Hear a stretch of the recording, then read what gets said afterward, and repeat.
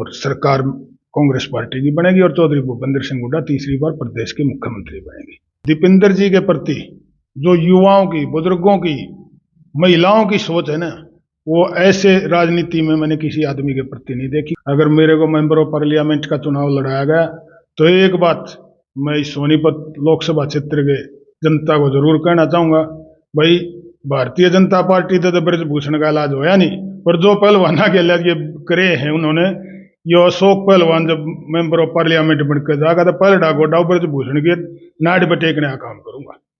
आप देख रहे हैं हरियाणा उत्सव, मैं हूं आपके साथ अरुण। इस वक्त हमारे साथ कांग्रेस पार्टी सपोर्ट सेल के प्रदेश अध्यक्ष पहलवान अशोक सोरवा मौजूद है, उनसे हम जानते हैं।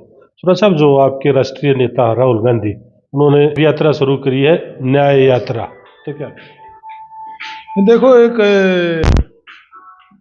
अच्छी सोच है उनकी, और जैसे पहली बार यात्रा निकाली उससे लोगों में एक कांग्रेस के प्रति जो प्यार बढ़ा, जो भारतीय जनता पार्टी ने नफरत फैलाने का काम हिंदुस्तान के अंदर किया है, उस यात्रा के दौरान उसको कम करने का काम राहुल गांधी की उस यात्रा के दौरान हिंदुस्तान के अंदर ऐसा हुआ, और उसी सोच को आगे बढ़ाते हुए दोबारा से वो यात्रा शुरू की जा रही है पूर्व से पश्चिम की तरफ, और 14 जनवरी से उसकी शुरुआत है और मुंबई में उसका समापन होगा।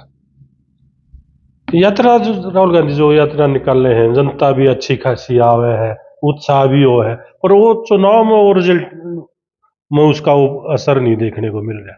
देखो, हर एक चीज राजनीति से जोड़ के नहीं चलनी चाहिए। हमने राजनीति से जोड़ने के लिए यात्रा नहीं निकाल रहे। हम जो हिंदुस्तान का ताना बाना भारतीय जनता पार्टी की नीतियों ने खराब करने का काम किया है, भाई को भाई से, धर्म को धर्म से, व्यापारी को व्यापारी से, कर्मचारी को कर्मचारी से लड़ाने का काम किया है, उनके मनभेद को दूर करने के लिए, मतभेद को दूर करने के लिए इस प्रकार की यात्रा का आयोजन किया जा रहा है। सुरेश साहब, हरियाणा की बात करें, जो कांग्रेस के नेता भूपेंद्र हुड्डा, दीपेंद्र हुड्डा, वो भी लगातार जनसंपर्क अभियान में लगे हुए हैं।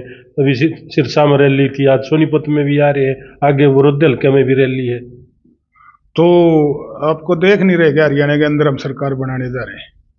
हरियाणा की जनता, चाहे कर्मचारी है, चाहे व्यापारी है, चाहे पुलिस का आदमी है, चाहे कुश्ती वाले हैं, खेल वाले हैं, चाहे हमारी नर्सिंग वाले हैं, चाहे जो भी कर्मचारी है किसी भी प्रकार, और किसान, मजदूर, हर एक वर्ग तो दुखी है ही सरकार से, और उसी को उद्देश्य मानकर उनकी सोच को पूरा करने के लिए चौधरी भूपेंद्र सिंह हुड्डा हल्के वाइज दौरे कर रहे हैं, और सरकार बनाने का 2024 में पूरा कामयाब होंगे, और सरकार कांग्रेस पार्टी की बनेगी और चौधरी भूपेंद्र सिंह हुड्डा तीसरी बार प्रदेश के मुख्यमंत्री बनेंगे। युवा सांसद आपके दीपेंद्र हुड्डा, वो भी लगातार जनता के बीच में बने रहते हैं। तो दीपेंद्र का तो आप देखते हैं, अब तो भाई साहब सारे के ही होते हैं उनके प्रोग्रामों में। दीपेंद्र जी के प्रति जो युवाओं की, बुजुर्गों की, महिलाओं की सोच है ना, वो ऐसे राजनीति में मैंने किसी आदमी के प्रति नहीं देखी, क्योंकि उनका जो मिलनसारी का रवैया है, जो दूसरे की भावनाओं को समझने का और उन भावनाओं पर खरा उतरने का जो प्रयास करते हैं दीपेंद्र हुड्डा जी, ये उसी मेल जोल का है कि उनके प्रोग्रामों में भीड़ आवश्यकता से ज्यादा होती है। आप कह रहे हो कांग्रेस हरियाणा में सरकार बनाओगी, जबकि बीजेपी के सारे नेता दावा करे कि हरियाणा में तीसरी बार फिर बीजेपी की सरकार आओगी। तो दावा न करेंगे तो उनकी दुकान चलेगी कैसे? दावा तो करना पड़ेगा, और वो नहीं कहेंगे अगली बार चौधरी भूपेंद्र सिंह हुड्डा बनेंगे तो उनकी दुकान में सामान क्या रह जाएगा। ये दावे तो करने ही पड़ते हैं राजनीति में। तो वो कह रहे हैं ना, हमने तो इतने विकास के काम करा दिए, जो भूपेंद्र हुड्डा ने हरियाणा बर्बाद करके गिर दिया था, जो भी विकास की गंगा बह रही है, विकास के काम हो रहे हैं, वो बीजेपी की सरकार में होने लग रहे हैं, सब कुछ ऑनलाइन करके हमने पारदर्शिता ले दी। देखो, पत्रकार और दाई, जैसे गांव में पहले दाई नहीं होती जो बच्चे पैदा करवाने का काम करते थे, उनसे कुछ छुपा नहीं होता। आपसे बढ़िया कोई नहीं जानता कि हरियाणा के अंदर क्या विकास हुआ। 9 साल के शासन में अगर हुआ है तो हरियाणा का विनाश हुआ है। हर एक युवाओं को बेरोजगारी से जूझना पड़ रहा है। युवा भारतीय जनता पार्टी के सांसद पर पास लेकर और संसद के अंदर अपना ये विरोध जताने के लिए कूद रहे हैं कि हमारे को रोजगार चाहिए, तो कहां विकास हुआ है? लोकसभा चुनाव भी नजदीक आ रहा है, तो लोकसभा में किस प्रकार जो आपका इंडिया गठबंधन है, क्या उम्मीद लेगा? चाल हरियाणा में किस प्रकार का देखो, जो गठबंधन बना है उस गठबंधन का असर आपको लोकसभा चुनाव में देखने को जरूर मिलेगा, और पूरे जोर से उसका प्रचार करके और देश की राजनीति से भारतीय जनता पार्टी को हटाने का काम करेंगे। और गठबंधन तो बन गया सुरवा साहब, दूसरी जो पार्टी है गठबंधन की, जैसे 3 राज्य में हार हुई थी, वो सब कह रही थी कि भाई तो कांग्रेस का जो घमंड है उसके कारण कांग्रेस हारी है, तो गठबंधन में चुनाव लड़ने से पहले दरार भी दिखने लग रही है। ये दरार नहीं, ये विधानसभा के चुनाव थे, विधानसभा के चुनाव पर गठबंधन नहीं है, गठबंधन पार्लियामेंट के चुनाव पे। ये दरार तो इनकी नहीं दिखाई देती। एमपी वाले जो एमपी के इस्तीफे दवा के उनको एमएलए इलेक्शन लड़ा दिया, और वो इस सोच के साथ मैदान में उतरे थे कि हो सकता था मुख्यमंत्री बनने आज तुक्का बैठ जाए। अभी वो उसका पता चलेगा 2024 के बाद, क्योंकि 24 के पार्लियामेंट चुनाव से तो पहले कोई बोलेगा नहीं, सत्ताधारी पार्टी है, कोई खिलाफत नहीं मोल लेना चाहता। उसके बाद आपको बता दूंगा जो इन्होंने ऐसे काम किए हैं उसका नतीजा भुगतेंगे।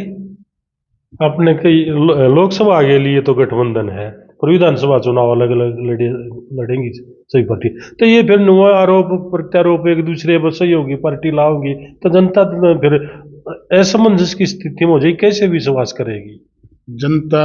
पत्रकार भाई, आज असमंजस की स्थिति में जाने वाले नहीं है।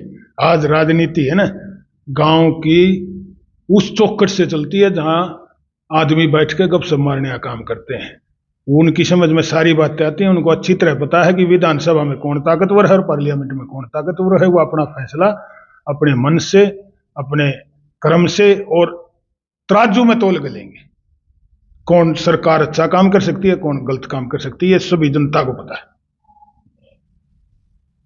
पहलवान जी, आपके पिताजी थे ओम प्रकाश सुरवा जी, बहुत बड़ा नाम था, बहुत क्षेत्र के बहुत बड़े नेता थे, लेकिन राजनीतिक तौर पर अगर वो बात करी जाए तो वो जो एक उम्मीद जनता ने ख्याल दी वो राजनीति में सफलता मिलेगी, वो मौका उनको नहीं मिल पाया।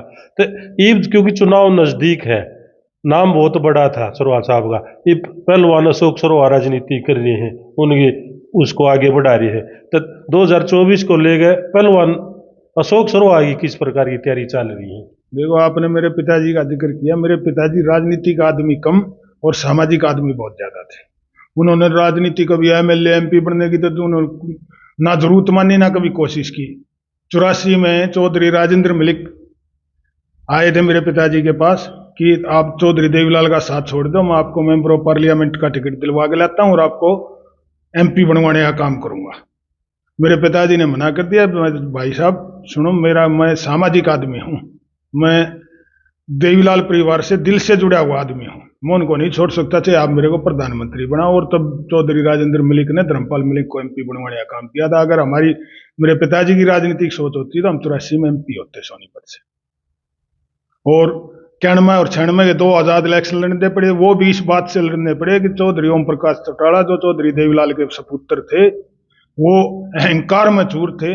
उन्होंने 91 में हमारा टिकट काट दिया, खुद मुंह से बोल के टिकट की बात कही और उसके बाद मना कर दिया, और फिर ऊपर से हमारे को डराने और धमकाने का काम किया। आपको अच्छी तरह पता है मेरे पिताजी डरने और धमकने वाले व्यक्तियों में नहीं थे, तो उसमें हमने 2 चुनाव लड़ने पड़े। मेरे पिताजी की तो बस यही राजनीतिक सोच थी।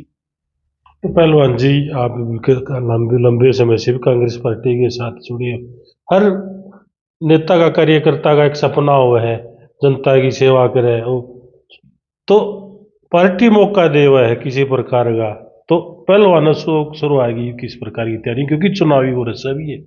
अभी देखो, मेंबर ऑफ पार्लियामेंट का आपने जिक्र किया, पार्टी मौका देगी तो हर एक आदमी जो राजनीति में घूम रहा हो पार्टी के मौके की तलाश में होता है। पार्टी मौका देगी तो चुनाव लड़ेंगे। और मैं तो आपको एक बात कहना चाहता हूं, अगर मेरे को मेंबर ऑफ पार्लियामेंट का चुनाव लड़ाया गया तो एक बात मैं इस सोनीपत लोकसभा क्षेत्र के जनता को जरूर कहना चाहूंगा, भाई भारतीय जनता पार्टी तो ब्रजभूषण का इलाज होया नहीं, पर जो पहलवाना के लिए करे हैं उन्होंने, ये अशोक पहलवान जब मेंबर ऑफ पार्लियामेंट बनकर जाएगा तो पहले डाको ब्रजभूषण के नाड़ पर टेकने का काम करूंगा।